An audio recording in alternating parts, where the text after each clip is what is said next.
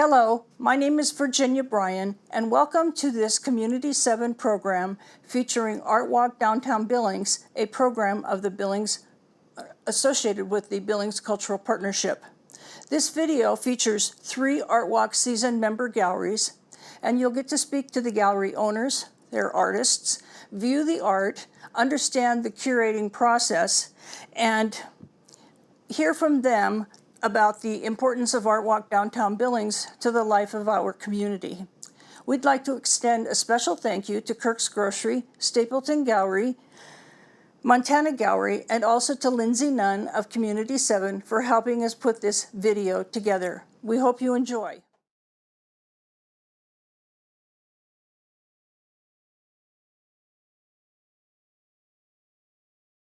Hi everyone, my name is Tyler Murphy and we're here in Montana Gallery, 2710 2nd Avenue North. I'm here with my friend and fellow artist Daniel Keys, and Virginia Bryan with the ArtWalk asked if they could come down and help promote different galleries in downtown Billings that are part of the ArtWalk.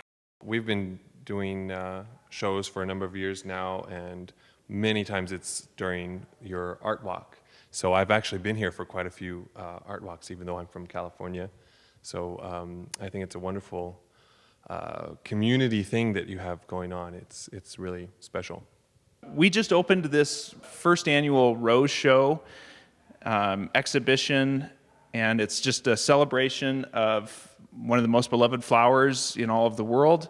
My friend Daniel is particularly excellent at painting flowers of all kinds, and is especially known for his rose paintings.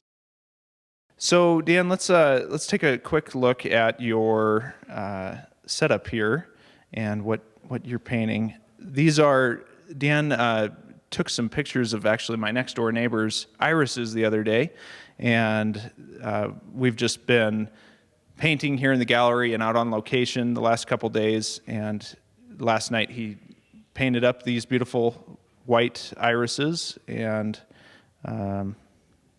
those will go on sale at the gallery here sometime in the next month or so.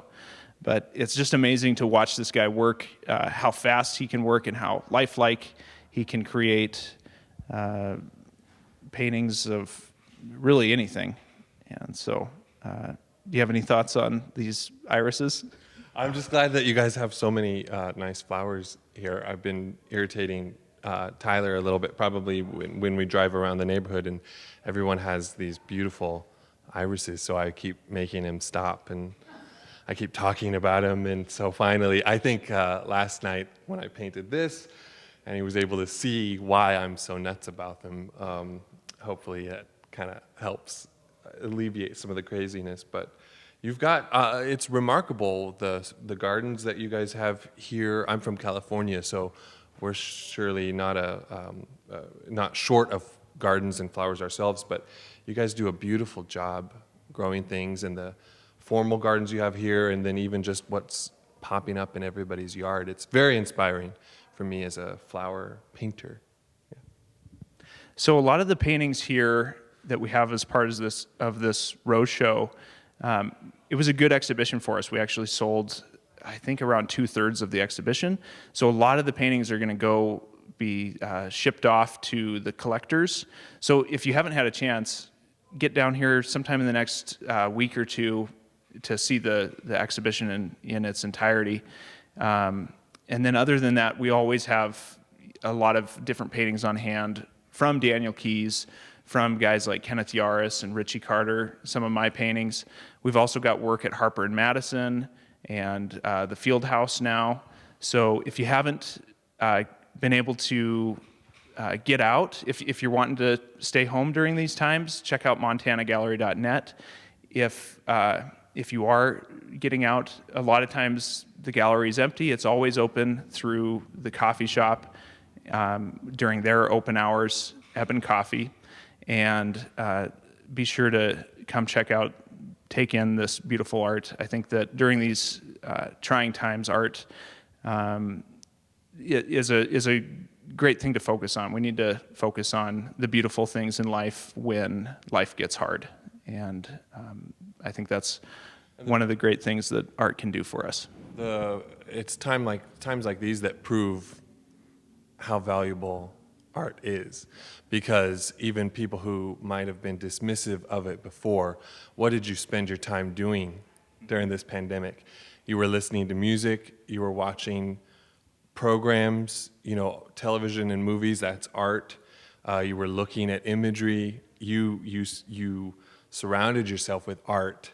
Even people who probably didn't think that it was that important before, you didn't turn to anything else. You turned to art. So really, it's a necessary part of our makeup as human beings, and not just survival, but thriving.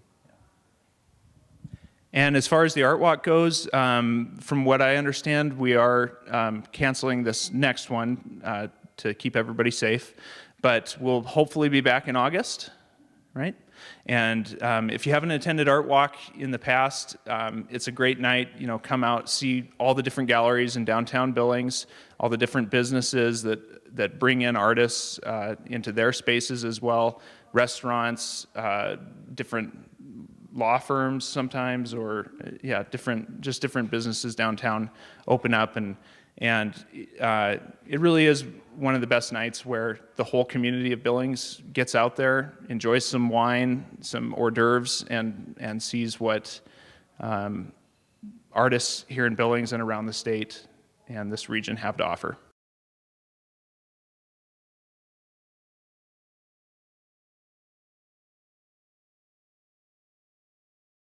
Hi, I'm Abigail Hornick, and I am the co-curator of the Stapleton Gallery. I'm Jeremiah Young. I'm the owner and one of the curators of the Stapleton Gallery, which is downtown at 104 North Broadway. We're on the second floor of this great old building. The Stapleton building was built in 1904. It was the largest commercial building in the state of Montana at the time. It's the first one with an electric sign. It was mixed use. It was and is a beautiful old building that we've been working to restore over the years. We thought about many names for our gallery, but Stapleton Gallery seemed like the right one because it accessed the history of the building and the fact that this building was a nexus for the arts all through its history. Many people remember the levels of artists' studios that happened in this building, and when we came along to renovate it, we very much wanted to stay in that stream and in the spirit of what had been here before. Our gallery is a little different than other galleries where it might be a solo show for this artist or that artist. We set a theme. Abigail and I work together to create a theme for the show that is a challenge to our artists that they can respond to. Sometimes artists, you stare at a blank canvas, the proverbial blank canvas. Sometimes it's hard to get started, but when you have someone who's saying, okay, here's a theme, here's a concept we're going to pursue, it really helps to motivate them. Of course, we work back and forth with the artist to help them, in the generation of their work toward the theme that we've set. And we've done themes, we've done floral themes, we've done historical photos of the earliest photos of Montana. We've done this flag show. We have done one about a trophy room, like hunting. We've done so many different shows, each with a distinct theme and a distinct experience. We have an exhibit coming up, Show the Flag. It starts on June 4th and runs through July 4th. This show particularly was driven by Jeremiah's vision. Often we collaborate in show ideas, but this one in particular came from a vintage photo that he found of the building circa 1913 of it being decorated with red, white, and blue bunting, and that really inspired him. Of course, the American flag is something you have to deal with. You have to respond to it. So when you close your eyes, someone says the word flag, you close your eyes, that's the first thing you see, I'm sure. And so our artists, there's 13 artists in the show. They have responded to that theme and made a variety of works that address flags. We knew that having a flag-themed show and embracing this red, white, and blue bunting from the historical image, and just, we knew that that was maybe a little bit prickly in this political climate. The flag is standing for so many things and for so many different people, and it's It's a challenge. In this case, we shared with them, after researching that instead of it just being the flag show, it would be show the flag. And that is a definition of really showing your allegiance to something you're passionate about, showing up for an individual. And so it wasn't just about patriotism, but it was about really what personally drives you, what do you show allegiance to? And we've got some wonderful results from our artists. So my name is Ben Pease. I'm a Psalaga Northern Cheyenne artist. This is a painting that I've created for the upcoming show here at the Stapleton Gallery, Show the Flag. And this piece is titled American Me, and it's a conception of how I see myself, sort of a self-portrait, existing in America today and in the past, and quite possibly in the future. So it's a 48-star flag, an actual vintage 48-star flag, which I've painted over the top and added, obviously, feathers and elk teeth. And the elk teeth, originally, they're representative of something equivalent to patriarchy in the United States.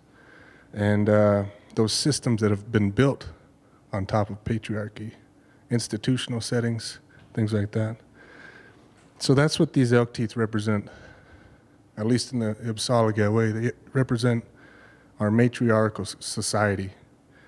But the feathers, they sort of harken back to the role of men in our society as well, to represent those forms of patriarchy and culture and belief. But on every feather, I've adhered every feather to one star, and I've put 4 dots to represent the 4 directions, but these 4 dots are in white. They represent for me that we've been oppressed and put down and silenced and ultimately been made a servant in many ways, but we've also had a lot of beauty. So within the stripes of this flag, I've included some of the things that I've thought to be as American as it gets, at least in my world and my conception. We start with the Old West with Uncle Custer here. We start with other things like the Crow Fair Parade, sports teams, mascots, stereotypes, racism. I'm talking about different forms of white privilege. I'm talking about all sorts of things, invisibility. I'm talking about activism. You really kind of have to see the piece and experience it to sort of fully understand where I'm coming from. We were right at the point of not having a show because of this pandemic. We thought, we're going to go to all this work, as we always do. We put a lot into the experience of the gallery, the physical experience. It's an intimate space. We love hundreds of people showing up and interacting with the art. We were right at the point of not having the show, but that's really to accept defeat. What we had to do was still carry on with the show, still challenge the artists, still create an environment, but just encourage people to come in small batches. The best way to see our show is to first go to our website, stapletongallery.com, or look at our Instagram, look at our Facebook, and we'll have some links to make appointments. You don't have to make an appointment, but it would be wise. I think we want to avoid the large crowds, but we still want to have people come through.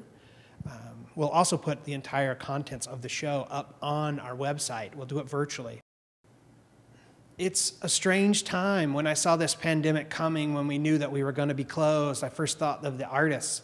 They need to sell their art. They need the place to sell their art. And of course you can sell art online, but only to a certain price point, really. What you need to do is get in front of a piece of art. If you're going to imagine it in your home, you really need to experience it. So it's important that we do this show where it has both components, where you maybe can see it virtually, but then you're able to come and get your eyes on that piece, perhaps take it home, put it in that spot, see if it lives there. But as this pandemic was and is unfolding, it's a terrible thing for artists. They have a small revenue stream as it is. Galleries can't be open to represent them. Things aren't going to people's homes. If you ever thought of supporting an artist, a local artist, we only have Montana artists in our gallery. If you ever thought of supporting artists, now is the time. Well, Jeremiah and I have always felt deeply committed to ArtWalk simply because of that word, community.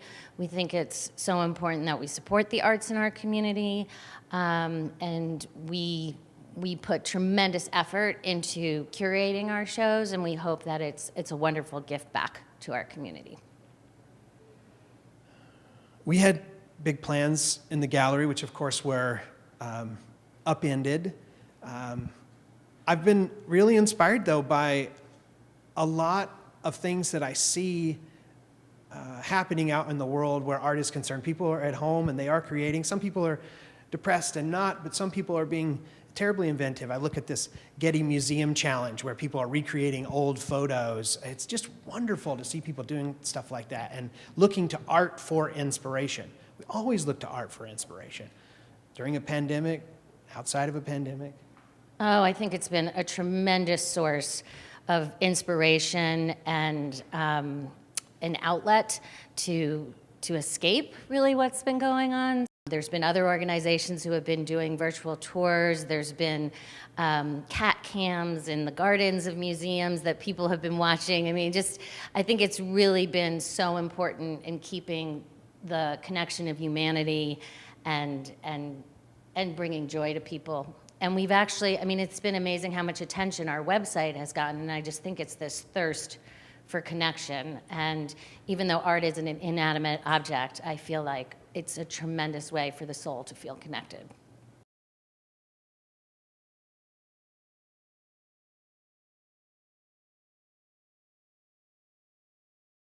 Welcome to Kirk's Grocery. We are located down on 2920 Minnesota Avenue in Billings, Montana. We've been open since September of 2018.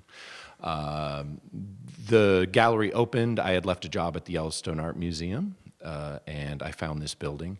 After I had rented the space and was opening the gallery and the performance spot, I was trying to think of a business name. I didn't really want to call it like De Leon's Gallery. I wanted it to be real community oriented, and I wanted to be the face of it in the fact that I kind of want to curate everything and bring performers here that kind of push bounds, or they don't have another spot here in Billings to go. And I really couldn't get a bigger sign than Kirk's Grocery. The whole front of the building says Kirk's Grocery in brick. It's been there since the 40s when the building was constructed. And I've been told by different members of the Kirk's family who have come through here, many of them still live here in Billings, John Kirk, Eloise Kirk.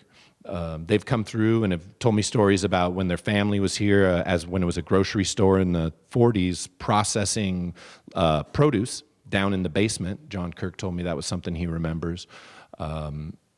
And a great story by the mother is she came in and she held court for a couple hours and told me all sorts of stories about how they moved here to Billings originally and how she had been on these same floors, not here in this front gallery, but the other hardwood floors just a little farther back is where she'd been asked to prom, and then where she had also been, I believe, engaged to in this building. And just to hear the history of this building that says Kirk's Grocery on the front, we've just slowly been turning it into a great international gallery. We show artists from around the world, but as time has gone on, we've really focused on Billings artists and Montana artists in particular. All the artists we have in our current show, which is called Curate Instigate, are from Montana. And they are Gordon McConnell. He's the one who's going to be doing these paintings on the wall here. For a long time, he's worked with movie stills from Westerns, a lot of times focusing on spaghetti Westerns. He was doing more monotones, browns, blacks, sepias. And these new paintings are a drastic change of Gordon's style in that he used a lot of color in these new paintings. And that's something that's pretty new, I would say, from what I know of his work. Sticking to the topics of the spaghetti westerns, Clint Eastwood, Lee Van Cleef, The Good, the Bad, and the Ugly, Once Upon a Time in the West, finding inspiration in those. And what's great about these paintings is he was inspired by taking old Art Forum magazine pages out of the magazine Art Forum, and they're all advertisements for different gallery shows. And then he has painted these images over the top. And he didn't do it nicely, like you can see. a lot of the crinkle of the paper, how the water saturates the paper and pulls it apart, and then he'll like rip parts back off of it. And you get all these names that are on here. These are from the advertisements from earlier ones. And then I just love his loose painting style. You totally see a hand. You can tell all these faces who they are. They're archetypes, but there's not a lot of detail in there. And I love his work. We've sold, I think, 6 or so pieces out of this show of his work, and that's been wonderful. We also have Stephen Gluckert's work, who is also a curator here in Montana. I didn't say that about Gordon. In the 90s, Gordon had been a curator over at the Yellowstone Art Museum. And Stephen Gluckert was up in Missoula. He was a professor up there, as well as he worked at the Missoula Art Museum as the curator for 25 years. And once again, the Yellowstone Art Museum, a real pinnacle of my artistic history here in Billings.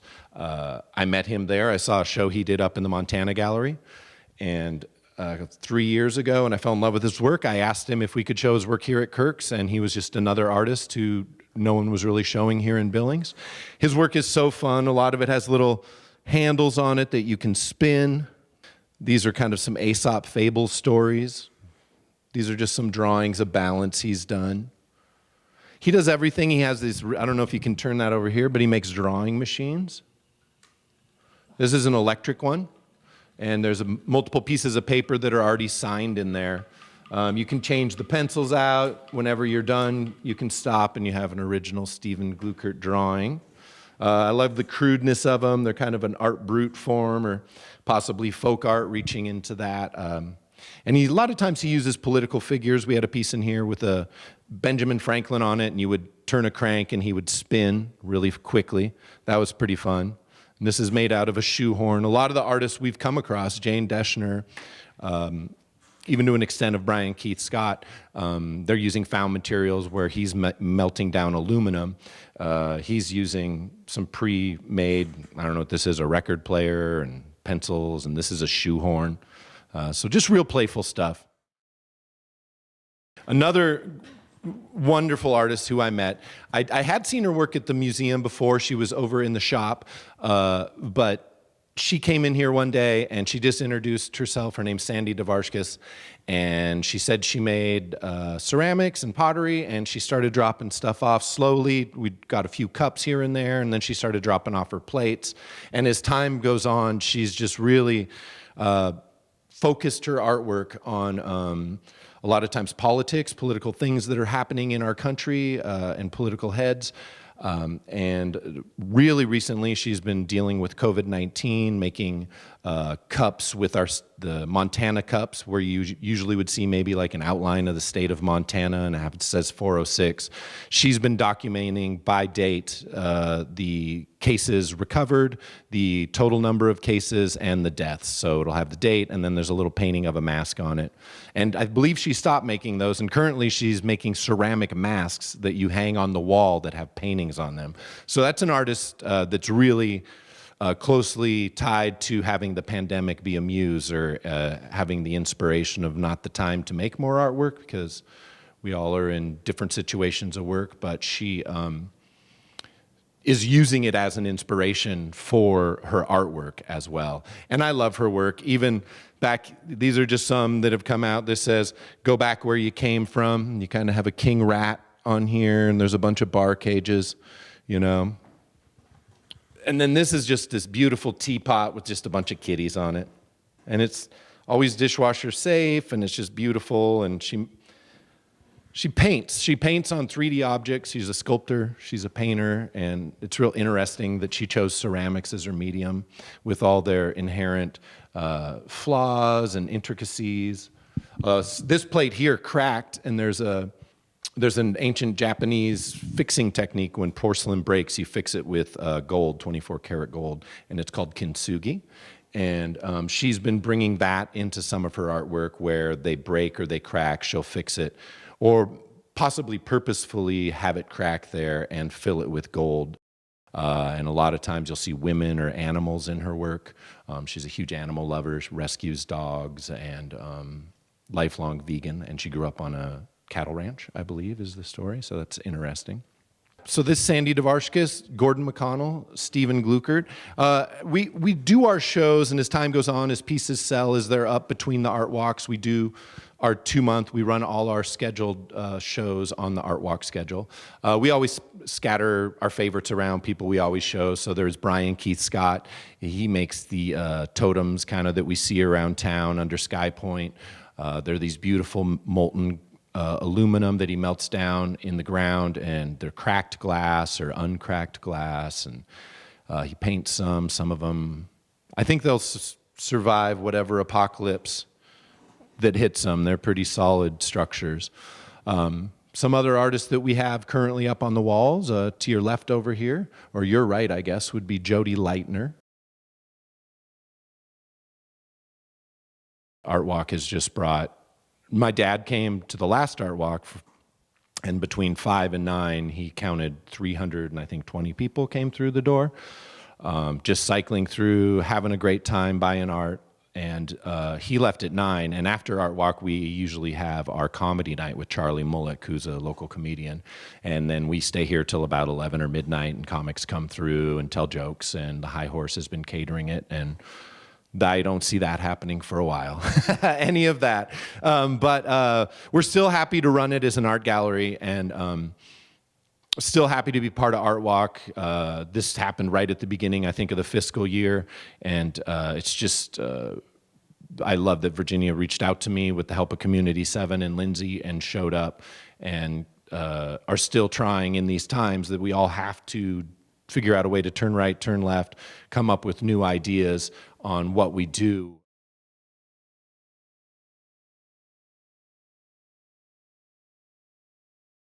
Thank you for watching this short video presentation about the June 2020 Art Walk in downtown Billings. I hope that you come away from this video with a better understanding of the behind-the-scenes work that goes into making Art Walk Billings a success now for over 25 years. Our next regularly scheduled event for Art Walk is Friday, October 2nd, but we don't know if current COVID restrictions will still be in place at that time. If they are, we will host an extended Art Walk event in October, and you may visit the season member galleries of the Art Walk throughout the entire month during business hours and by appointment. Thank you for your support of Art Walk Downtown Billings, and we hope to see you soon on the Art Walk.